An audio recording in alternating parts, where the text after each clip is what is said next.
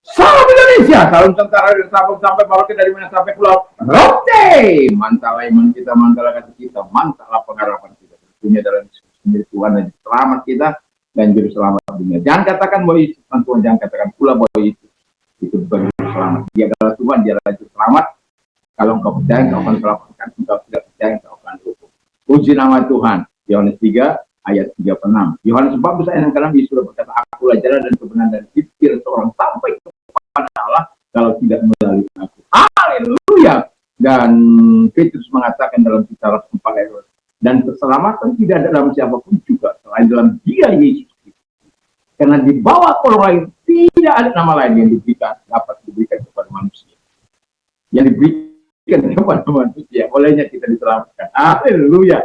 Dan juga Yohanes 3 ayat 16, karena begitu besar kasih Allah akan dunia ini sehingga Ia mengaruniakan anaknya yang tunggal, supaya setiap orang percaya kepadanya tidak binasa melainkan beroleh hidup yang kekal. Saya, saudara, kita semua yang percaya kepadanya tidak binasa. Kalau engkau percaya kepada Dia, kau dan istri keluargamu akan diselamatkan. Yohanes Kisah Rasul 16 ayat 31. Dengan hati percaya engkau dibenarkan, dengan mulut mengaku engkau diselamatkan. Orang yang percaya tidak akan dipermalukan. Roma 10 ayat 9 sampai dengan 11. Kiranya di pagi hari ini kita tetap dapat menghadirkan kerajaan Allah di bumi ini sebagaimana kata firman Allah, sehingga dalam perjalanan hidup ini kita terus akan melakukan yang terbaik dalam hidup kita. Puji nama Tuhan. Selamat pagi bagi kita. Selamat beraktivitas di pagi ini, dan sebelum kita beraktivitas di pagi ini, kiranya ringankan telinga kita untuk mendengarkan firman Allah. Tuhan Yesus memberkati. Sebelum kita dengarkan firman Allah, mari kita berdoa. Kiranya seluruh aktivitas kami pagi, dari pagi sampai sore, dalam berkat Allah senantiasa, dan di mana kami selalu menjadi berkat untuk menghadirkan kerajaan Allah di muka bumi. Terima kasih. Rapi kami semuanya. Dalam nama saya, amin. Saya akan membacakan kisah dalam 1 Petrus 2 ayat 18 sampai 21.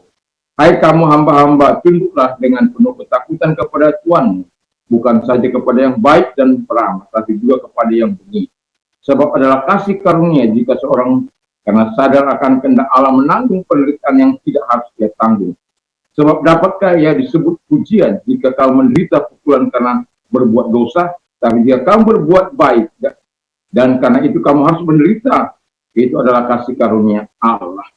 Sebab untuk itulah kamu dipanggil, karena Kristus pun telah menderita untuk kamu dan telah meninggalkan teladan bagimu, supaya kau mengikuti jejaknya. Haleluya. Dari ayat ini pula saya mengambil kesimpulan untuk menjadikan berkat tema hidup menjadi berkat dan teladan. Ya. Orang percaya yang mau hidup menjadi berkat dan teladan, ia harus yang pertama terjadi di ayat 18, ia harus hidup taat. Baik kepada Tuhan yang ramah maupun Tuhan yang tidak ramah. Kita kasih contoh bagaimana Nebukadnezar memiliki orang-orang yang taat kepada hukum, orang-orang yang taat terhadap firman, tapi karena gengsi yang begitu luar biasa, karena semua orang sudah sujud menyembah terkecuali Sadrak, Mesak, Abednego, karena mereka tidak mau menyembah selain daripada Allah. Dan Raja memberikan kesempatan kepada mereka supaya mereka menyembah, tetapi mereka memilih lebih baik menderita, lebih baik mati hanya untuk tetap taat kepada Allah. Selama mereka tidak bersinggungan dengan apa yang harus lebih ditaati, mereka sudah taat dalam melakukan pekerjaan-pekerjaan mereka. Mereka taat pada perintah raja, tapi dalam batas di mana tidak melanggar daripada perintah Allah. Dan pada akhirnya mereka dimasukkan dapur api. Tapi saya mau katakan, Tuhan senantiasa terlibat mengintervensi kehidupan orang-orang yang taat. Jadi orang-orang yang mau hidup menjadi berkat tidak bisa hidup tanpa ketaatan. Dia harus hidup dalam ketaatan supaya dia bisa menjadi berkat dan teladan bagi semua orang. Bagaimana kita mau katakan kita harus taat kepada Allah sementara kita tidak taat? Bagaimana kita harus katakan kita harus menjadi teladan sementara kita memberontak terhadap firman Allah? Nggak mungkin. Kita harus taat kepada firman Allah, kepada Yesus sebagai Tuhan kita, sebagai Tuhan kita, sebagai juru selamat kita. Dan memang tidak mudah, tapi saya mengatakan orang percaya harus hidup. Yang kedua, hidup menurut jalan yang ditunjukkan. Jadi tidak melakukan hal-hal yang tidak bertentangan dengan hal-hal yang bertentangan dengan firman Allah. They do nothing wrong. Mereka tidak melakukan apa yang salah. They walk in His ways, dan mereka berjalan di jalan-jalannya. Roma 19 ayat yang ke-7. Jadi kalau kita berjalan di jalan-jalannya, Allah yang akan menyertai kita, melindungi kita, menjaga kita. Dan itu tidak akan pernah kita disesatkannya. Dan kalau kita berjalan menurut jalannya, pasti kita sampai kepada tujuan kita, karena Allah, Roh Kudus, Firman, Yesus, Bapa akan menyertai kita. Haleluya. Ketahuilah Immanuel itu akan menyertai engkau sampai selamanya. Dan kemudian yang ketiga, hidup takut akan Tuhan. Jadi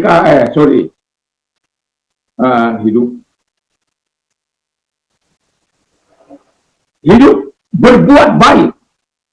Jadi kalau hidup berbuat baik itu berarti kita harus, walaupun kita mungkin tidak sudah berbuat baik, kita tetap mengalami hal yang tidak menyenangkan mungkin.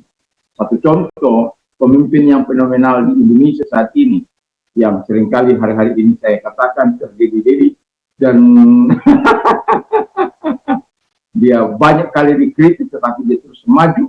Dia tidak hanya memberikan kata-kata, tapi dia tidak hanya kasih omon-omon, tetapi dia melalui tindakan.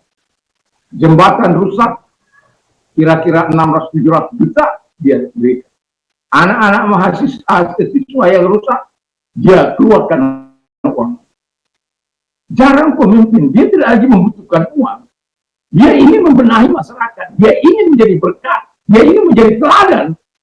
Wah, dan kita sebagai orang percaya harus berbuat baik untuk kita nanti bisa melakukan apa yang dikatakan oleh Tuhan itu. Lalu kemudian yang terakhir adalah hidup menjadi teladan seperti Kristus. Gampang tentu juga. Dia ini saya lihat si Dedi ini dia kemana-mana seperti Yesus saja. Cuma ya Dedi dia bersepeda, walaupun seringkali dia jalan kaki, tetapi dia bertemu di mana saja dengan orang-orang yang susah, yang tidak sekolah disekolahkan, ya orang tua yang bekerja sudah lanjut usia dibantu, ditolong, dan anak-anak yang tidak punya sekolah disekolahkan, rumahnya menjadi tempat penampungan. Wow, luar biasa. Semoga kita bisa menunjukkan teladan, bukan hanya kritik yang kita lakukan, tapi tanpa berbuat apa-apa. Bukan hanya kata-kata yang kita katakan, tapi kita tidak berbuat apa-apa.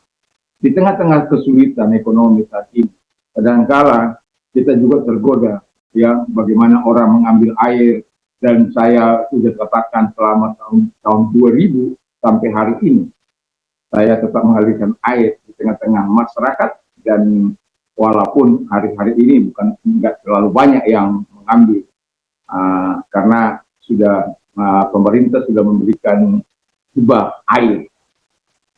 Tetapi yang saya mau katakan adalah kita harus terus berbuat baik untuk menunjukkan teladan daripada Tuhan. Kasih yang tulus dalam perbuatan-perbuatan baik itu harus dilakukan dengan kasih yang tulus, untuk menunjukkan bahwa kita bukan pencitraan seperti yang dituduhkan kepada Pak Deddy Mulyadi. Kita bukan orang-orang politikus. Dia sudah melakukan jauh sebelumnya, bahwa pencitraan itu sudah lewat. Mungkin kalau awal-awal di tahun 2017 atau berapa itu, dia mungkin bisa itu merupakan pencitraan, tetapi berjalannya waktu, semuanya berjalan dalam ketulusan, dalam rangka membangun masyarakat sehingga dia bisa menjadi teladan di tengah-tengah dunia ini, di tengah-tengah pemerintahan saat ini, dan semua maunya berjalan dalam koridor, dan dia telah membuktikan dia tidak, saya mau katakan, dia tidak butuh lagi uang, bahkan uangnya sendiri dikorbankan untuk masyarakat, untuk membangun jembatan, untuk membangun saluran-saluran dan lain sebagainya. Apa yang kurang ditambah, bukan berarti uangnya semua, bukan, tetapi dia tidak pernah tidak menolong. Seharusnya kita sebagai orang percaya yang dikatakan hidup menjadi teladan seperti Kristus. Kemana-mana Yesus berbuat baik, kata firman Allah, dan selalu berbuat baik, yang sakit disembuhkan, yang lemah dikuatkan, yang kerasukan setan disembuhkan, dan lain sebagainya, setannya disuruh keluar, dan lain sebagainya. Jadi menjadi berkat dan menjadi teladan bukanlah hal yang mudah, tetapi bersama Yesus kita bisa melakukan, karena memang itulah tujuan Tuhan, di mana setiap kita mempermulakan Allah dengan menjadi berkat dan teladan di tengah. Mari kita berdoa. Terima kasih Tuhan, kiranya Tuhan menolong kami untuk menjadi berkat dan menjadi teladan bagi kami. Dalam nama Yesus. Dan kalau engkau sakit, apapun sakit penyakitmu, dalam nama Yesus arahkan tangan kepada Tuhan, percaya Tuhan mampu mendatangi.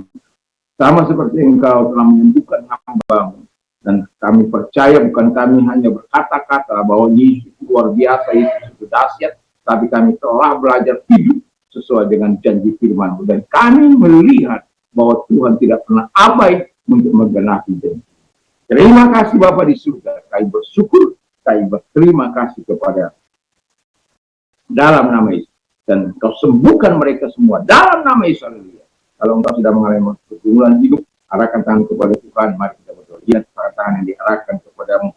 Kau tahu proses pergumulan hidup mereka, usaha mereka, pekerjaan mereka, sekolah mereka, studi mereka, kebutuhan-kebutuhan lain.